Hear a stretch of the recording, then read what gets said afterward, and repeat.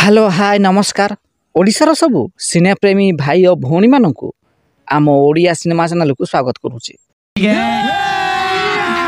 अभी मजा आएगा ना भिड़ो। आज कथा हबा गोटिए कहानी को नहीं तैयारी होइथिबा दुईटी अलग अलग ओडिया सिनेमा विषय रे।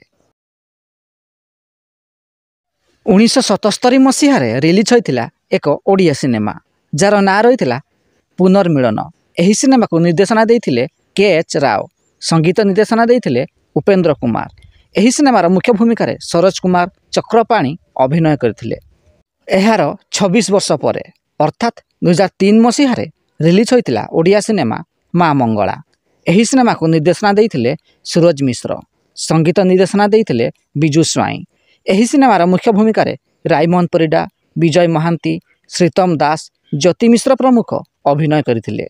तेबे सबुठारु बड़ कथा हला एही दुईटी जाक सिनेमार कहानी पाखापाखि समान रहिथिला।